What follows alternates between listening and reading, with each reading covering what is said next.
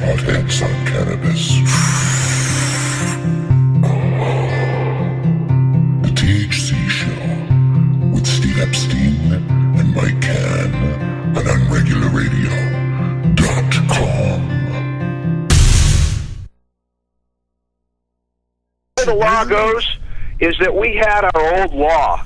We decided to give people fair access, so we wrote a people's initiative through Jonathan Levitt of MMPI. And that got invalidated by this. He penned the law. He penned the initiative.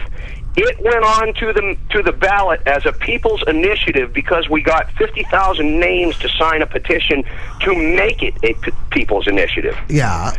It went on the ballot. We passed it. Governor Baldacci said, whoa, wait a minute, we can't let this law go through. I can't believe it passed. He immediately put an emergency moratorium on the law, on the implementation of the law, and set forth an emergency legislature to rewrite the law. And you just reelected all these bastards this past November, didn't you, folks up in Maine? Oh, let me tell you. So anyhow, if Baldacci puts this thing in, and they turn around and they go ahead and get in cahoots with DeCooper or whatever hell her name is from California, and they turn around and they penned the law, and we have this from a person that sat on the committee. So basically, it's like this, Jimmy. Jimmy, when you say a law, you guys passed a law by ballot initiative. The government said, hey, it's already going to be legal. It's already been legal. They're getting it more legal. We need to pass new laws to invalidate your ballot initiative. And that's basically what happened. And this they circumvented the whole thing. Wait. This medical marijuana task force was the insiders, and they've basically screwed the caregivers. And the people of Maine. And the people of Maine. Yes, they have screwed us because the reason... Now, this is what we have direct from a person that sits on the task force, that sat on the task force. The law was designed with Bev in mind and the dispensaries in mind, the dispensary from California. The law was specifically designed to make it so that the caregiver and the patient could not grow their own because of cost effectiveness, so that they would be forced to go to the dispensaries, to give the dispensaries a fair chance. And that's what was said to us from a person on. And did you see their numbers? Just if they said if they had one dispensary, I think they ended up getting 5 of them, 5 out of the 8. They got 5 out of the 8.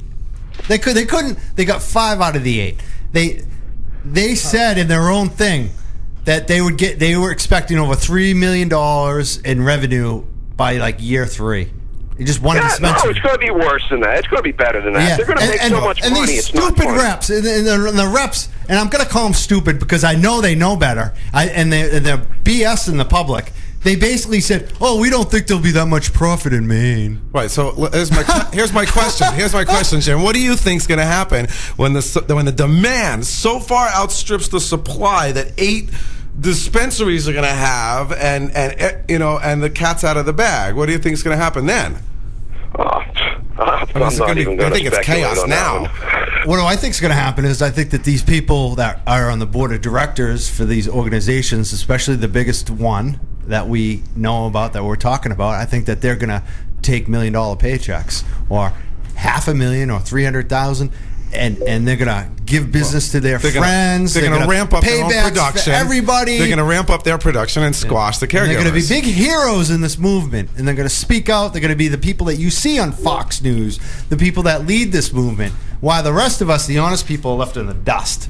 And you know what's disgusting? I want to read. This is just from, which is public radio up there. It's your PBS. Not for broadcast, but for radio. And they basically had some quotes from these people. Dan Walker. Do you know a gentleman named Mr. Walker? Do you know him, Jimmy? Are you still there? Yeah. I've never met him, but yeah, I know of him. I mean, I did shake hands with him when we went to one of the conferences. Yeah. Yeah, I mean, he All right, someone said, this is I believe Charlie. No, someone else said this. They've been spending money hand over fist since the day they showed up here, McGann said. McGann recently confronted Walker outside a meeting and accused him of unofficially lobbying for the Berkeley group, even while he served on the state task force. So this gentleman... Well, let me tell you what this guy does, too. This Dan Walker, he's been... Not only does he do this stuff with the med weed, but let me tell you how big of a conflict of interest this jackass has. I want you to get to that, but I want... He's been a fucking paid goddamn lobbyist. Jim, stop. This is my show. Let's have some music. No. Music. Steve, music. I want to hear what this Walker guy said. Can I read the friggin' quote, please? You guys...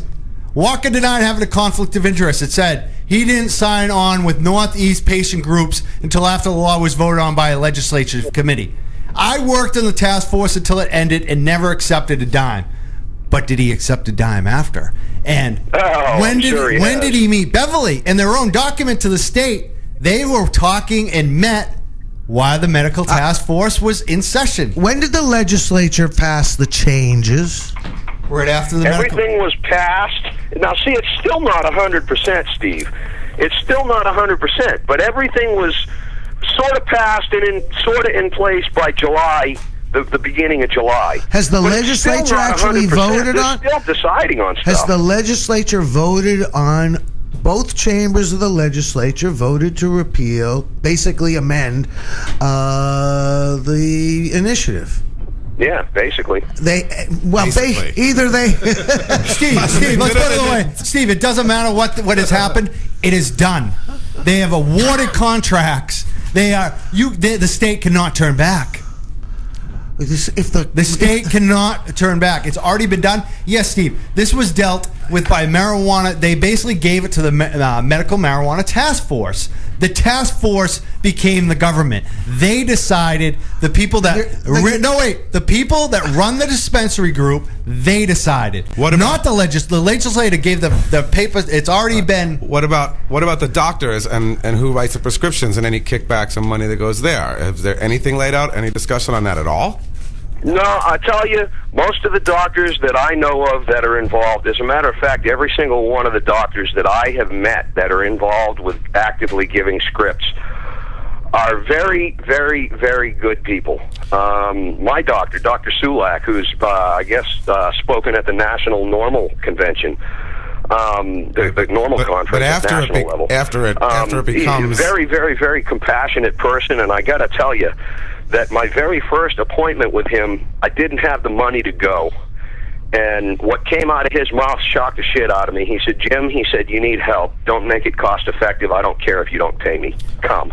Right, but in the future, when all of a sudden these dispensaries out, you think it's, then what? He's still operating not him. That way. I mean, the other guys. If you do not have money, he does not bill you. All right. What we're going to do, we got a phone call on the line. We want to take the call. We're going to put him on the line, but we're not going to introduce you. So if you're listening, just hang on.